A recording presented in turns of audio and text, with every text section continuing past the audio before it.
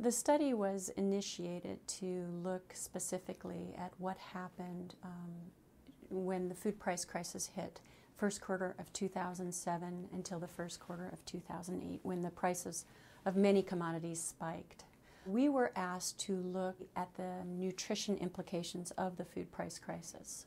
We combined econometric modeling and techniques with public health nutrition expertise to look at changes in the household calorie intake. We focused on Latin America, in 7 countries in Latin America, and we used data from household budget surveys. We looked at the changes in the food basket composition arising from changes in the food prices. We're especially concerned with what many people call luxury goods. And these are foods that tend to be more demand elastic, price elastic.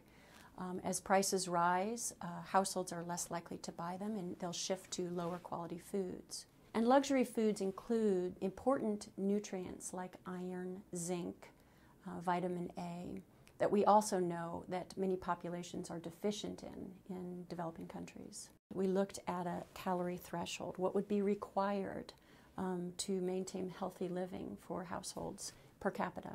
And there was an 8% reduction across these 7 Latin American countries, and it ranged from 1% up to 15%.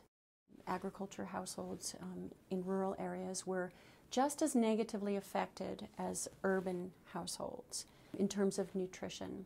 Now, this finding was slightly different from many of the poverty analyses, which have found that the situation in urban areas has been worse as a result of the food price crisis. But in terms of nutrition, rural areas tend to be worse off to begin with. But then we further stratified households, looking at households with children who are less than 2 years of age. So when you have a reduction in calories for that population, it can be pretty serious. Now that the calorie intake analysis is complete, we'll now move to focusing on the country of Guatemala. And we are looking in particular at changes in these micronutrients. So sort of using the same methodology of the quadratic almost ideal demand system, assigning nutrients to all the foods that are reported by the household, looking at the change in the food basket, pre-crisis, post-crisis, and then looking at how those particular nutrients are affected and the nutrient intake in that household. And we're focusing on vitamin B12, vitamin A, iron, zinc, and that's all, folate. Just to be sure that we look at those nutrients that are important in the diets of those people.